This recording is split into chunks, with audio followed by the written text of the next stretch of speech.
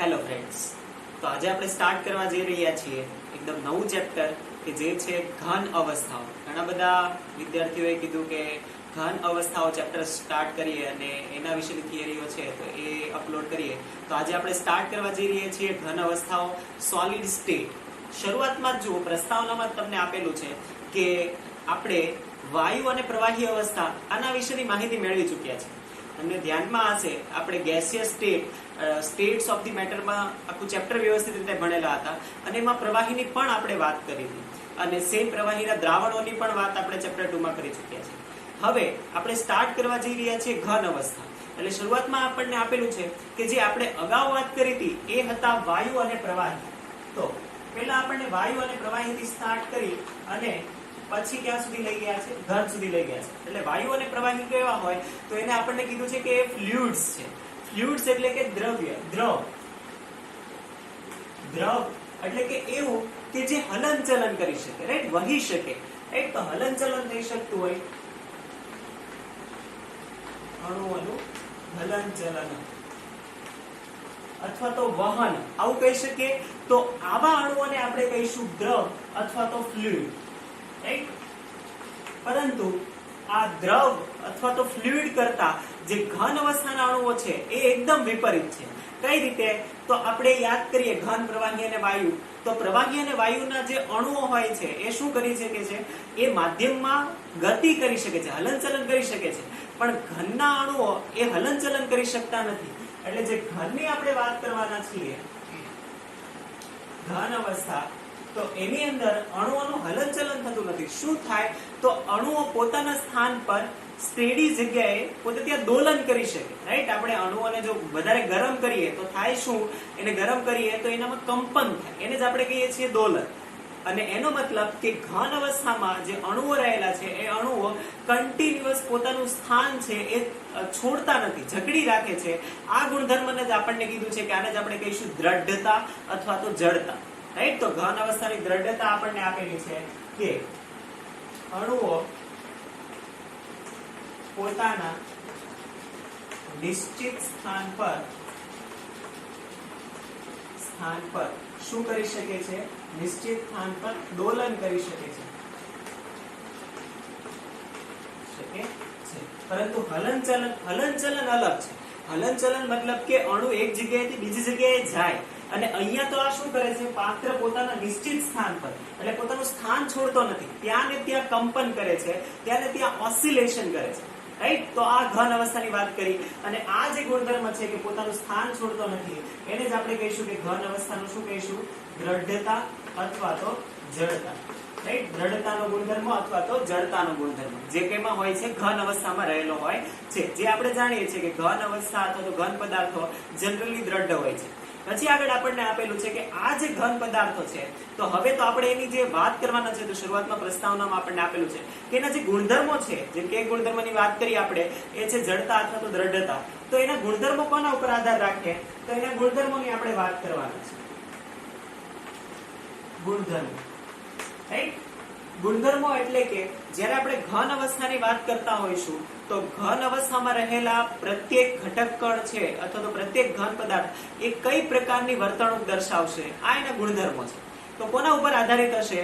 તો પહેલી જ વાત હશે કે એની અંદર રહેલા ઘટક કણો પર. તો પહેલું જ આપણને આપેલું છે એ છે કે ગુણધર્મ કોના ઉપર આધાર રહેશે? તો કે ઘટક કણોના સ્વભાવ પર.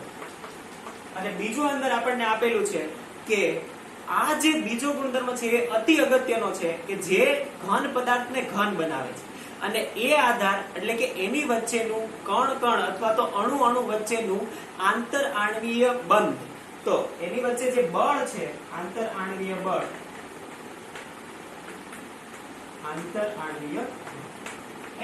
બળ અથવા તો બળો, જે પણ અણુ વચ્ચે બળ લાગે છે, આ બળના કારણે જે અણુઓ એકબીજા સાથે જોડાયેલા રહે છે અને એ મહત્વનો ગુણધર્મ મહત્વનો પાર્ટ ભજવે છે. શેમાં? કોઈ પણ ઘન પદાર્થના ગુણધર્મો નક્કી કરવામાં.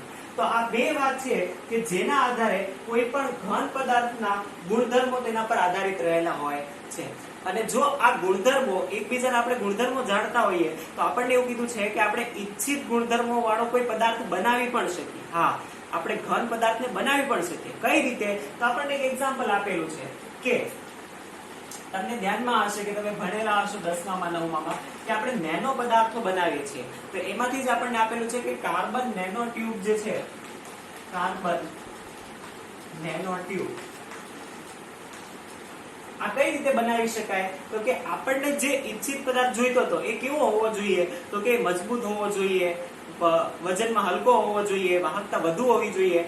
આવો પદાર્થ આપણને જોઈતો હતો. તો એવા ગુણધર્મો વાળા કોઈ આપણે ઘન પદાર્થને સિલેક્ટ કર્યો અને એના ઉપર પ્રોસેસ કરીને આપણે પદાર્થ બનાવ્યો. તો કાર્બન નેનો ટ્યુબ આપણને ઉદાહરણ આપેલું છે કે જે સ્ટીલ કરતા પણ વધારે મજબૂતાઈ ધરાવે છે.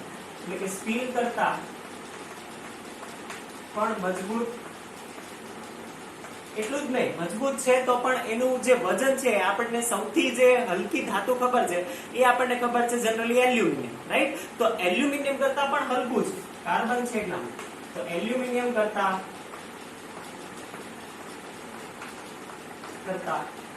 હલકું. અને જે વાહકતાની આપણે વાત કરીએ તો વાહકતામાં જનરલી જે આપણે વાપરીએ છીએ વાહક પદાર્થ તરીકે એ કોપર ટ્યુબ, કોપર તાર વાપરીએ છીએ. તો આપણને એ પણ કીધું છે કે વાહકતામાં કોપર કરતા પણ વધુ, એટલે કે કોપર કરતા પણ વધુ વાહકતા ધરાવે છે.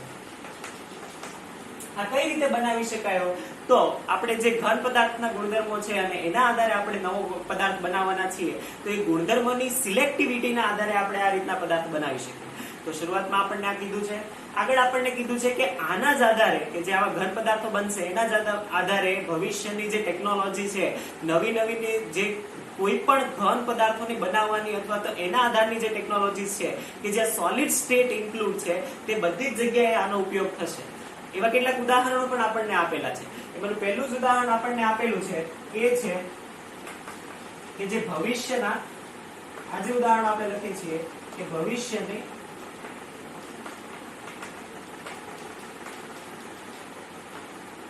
અથવા તો પ્રેઝન્ટ ફ્યુચરના પણ કહી શકીએ છીએ, કેમ કે અત્યારે હાલમાં પણ આના ઉપરના સંશોધનો શરૂ જશે કે ભવિષ્યની એવી ટેકનોલોજી છે કે જ્યાં સોલિડ સ્ટેટ ઘણું અગત્યનું પરિબળ છે, ઘણો અગત્યનો ભાગ ભજવે છે. એમાં પહેલું જ આપણને આપેલું છે એ છે હાઈ ટેમ્પરેચર સુપર કંડક્ટર. હવે પહેલા તો આપણે એ સમજીએ કે સુપર કંડક્ટર એટલે શું? સુપર કંડક્ટર એટલે કે જેની અવરોધકતા, અવરોધ જેનો શૂન્ય છે, જેમાં અવરોધ છે જ નહીં. અવરોધ ના હોય તો એનો મતલબ કે એની જે કંડક્ટિવિટી છે ઇન્ફાઇનાઇટ છે, રાઈટ? તો આને આપણે સુપર કન્ડક્ટન્સ કહીએ, સુપર કંડક્ટિવિટી. પરંતુ આ સુપર કંડક્ટિવિટી જે છે એ ક્યારે પોસિબલ છે? તો આપણને એટલું ધ્યાનમાં છે કે જે વાહક પદાર્થ છે એ 0 કેલ્વિન ટેમ્પરેચર, 0 કેલ્વિન એટલે -273 સેલ્સિયસ આટલા નીચા તાપમાને લઈ જઈએ ને તો એ સુપર કંડક્ટર બને. હવે આટલું નીચું ટેમ્પરેચર પ્રેઝન્ટમાં એટલે કે લેબોરેટરી સિવાય તો મેળવવું મુશ્કેલ નહીં, આમ અશક્ય જેવું છે. લેબોરેટરીમાં પણ કોઈ કન્ડિશને આ મેળવી શકાય. તો એનો મતલબ કે જો આટલા નીચા ટેમ્પરેચરે સુપર કંડક્ટિવિટી થતી હોય, મળતી હોય, તો શું એનાથી ઊંચા તાપમાને સુપર કંડક્ટિવિટી મળી શકે? એટલે જે અહીંયા ઊંચા તાપમાન શબ્દ છે ને એ ઊંચા એટલે કે 1000 સેલ્સિયસ કે 500 ડિગ્રી સેલ્સિયસ નહીં હોય. ઊંચા ટેમ્પરેચર મતલબ કે એ આટલાથી જ તે ઊંચા હશે, રાઈટ? એ હશે તો ઘણું નીચું, પરંતુ એનાથી પણ જો ઊંચા તાપમાને આપણે આગળ જ્યારે છેલ્લે જોઈશું ને ત્યારે આપણે એમાં આગળ વાત કરવાના છે કે અમુક સિરામિક પદાર્થો છે કે એ સિરામિક પદાર્થો છે ને એ 170, 169, 160, રાઈટ? એટલે 160 કેલ્વિન ટેમ્પરેચર જે છે ને ત્યારે પણ સુપર કંડક્ટર છે. એટલે 0 કેલ્વિન કરતા તો ઊંચું જ થયું, રાઈટ? તો એ સંદર્ભમાં આપણે લઈ શકીશું કે ઊંચા તાપમાને અથવા તો high temperature super conductor,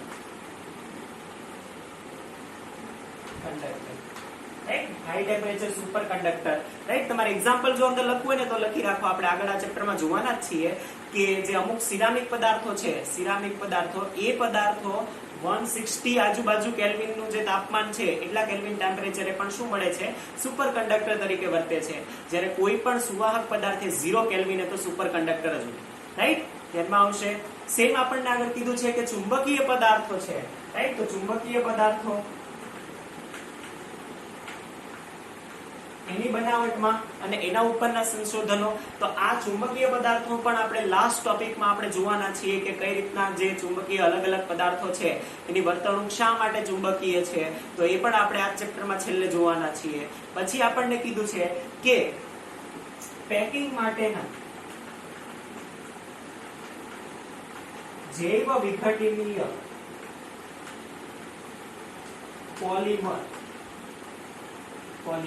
right. તમે જે પાર્ટ 2 છે 12th નો એમાં પોલિમર ભણવાના છો, એમાં લાસ્ટ ટોપિક તમે ભણવાના છો બાયોડિગ્રેડેબલ પોલિમર્સ.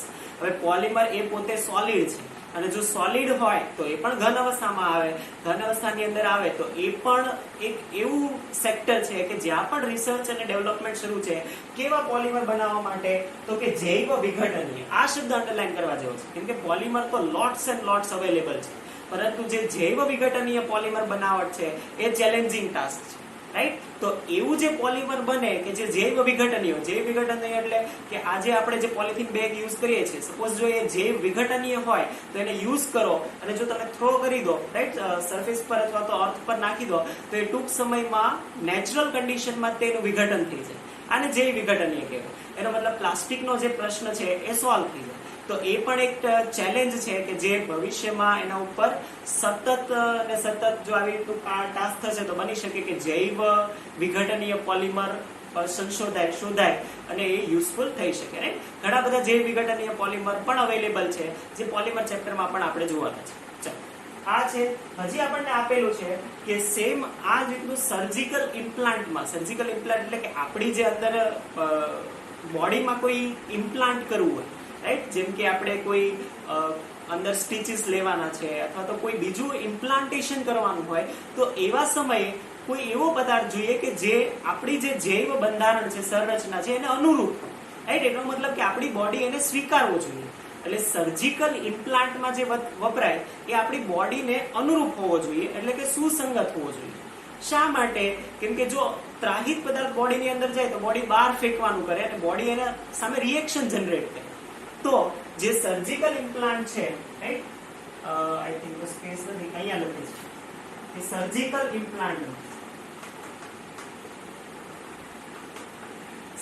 ઇમ્પ્લાન્ટમાં મતલબ કે આપણે જ્યારે સર્જરીઝ થાય છે ને સર્જરીઝમાં કોઈ અંદર આપણે ઇનર બોડીમાં કોઈ ઇમ્પ્લાન્ટેશન કરવાનું છે તો એવા સમયે જે પદાર્થ વપરાય છે તો એ પદાર્થ જૈવ સુસંગત હોવો જોઈએ, એટલે કે આપણી બોડીને સુસંગત હોવો જોઈએ કે જેના કારણે શું થઈ શકે, બોડી એક્સેપ્ટ કરી શકે રાઈટ, એને રિજેક્ટ ના કરી દે. જો રિજેક્ટ કરશે તો રિએક્શન જનરેટ કરી શકે રાઈટ. તો આ પણ મેડિકલ સેક્ટરમાં ઘણું બધું જે રિસર્ચ માંગી લે એવો ટોપિક છે.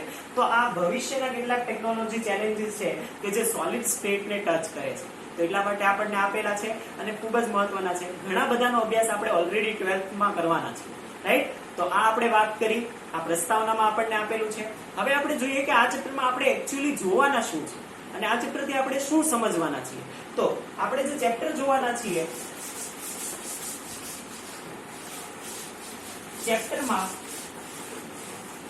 શરૂઆતમાં જ આપણે જોવાના છીએ કે ઘન અવસ્થા એટલે શું, અને ઘન અવસ્થા હોય તો ઘન અવસ્થાની લાક્ષણિકતાઓ શું હોય, પછી ઘન અવસ્થા અથવા તો ઘન પદાર્થ કઈ રીતે બને છે, એના પ્રકારો કયા કયા છે રાઈટ. અને આમાં મોસ્ટ ઇમ્પોર્ટન્ટ જે ટોપિક છે એ છે એકમ કોષ. એટલે કે ઘન અવસ્થા, જે અલગ અલગ પ્રકારની ઘન અવસ્થા છે એ એના એકમ કોષ અથવા તો સ્ફટિક રચનાને આધારે બદલાય છે. તો એ કઈ રીતે બદલાય છે એ જોવાના છીએ. અંતમાં આપણે એ પણ જોવાના છીએ કે એની અંદર કોઈ પણ ઘન પદાર્થ પરફેક્ટ નથી હોતો, તો એની અંદર કોઈક ને કોઈ એરર, ડિફેક્ટ રહી જાય છે. તો એ ડિફેક્ટના પ્રકારો કયા કયા છે, તો એ ડિફેક્ટ્સના પણ વિગતવાર જોવાના છીએ. પછી એનીથી પણ આગળ આપણે જોવાના છીએ, જે હમણાં આપણે સુપર કંડક્ટરની વાત કરી એવી જ રીતે આપણે કંડક્ટિવિટીનો પણ ટોપિક અંદર જોઈશું રાઈટ. તો ઘન પદાર્થોમાં જે કંડક્ટિવિટી છે એના આધારે જ આપણે જે સેમી કંડક્ટર છે એ સેમી કંડક્ટર પણ આ ચેપ્ટરમાં જોવાના છીએ, બ્રીફમાં જોવાના છીએ. આ ચેપ્ટરમાં આપણે બ્રીફમાં સેમીકન્ડક્ટર વિશે ભણીશું. સેમ આગળ છેલ્લે આપણે વાત કરીશું અલગ અલગ જે ચુંબકત્વના આધારે એના પ્રકારો ઘન પદાર્થોના છે રાઈટ. તો એ પણ છેલ્લે આપણે જોવાના છે. તો આ બ્રીફમાં આ ચેપ્ટરમાં આપણે શું જોવાના છીએ એની આપણે વાત કરી, ઇન્ટ્રોડક્શનની વાત કરી, ને હવે આપણે ચેપ્ટર એકચ્યુઅલીમાં સ્ટાર્ટ કરીએ રાઈટ. Thank you.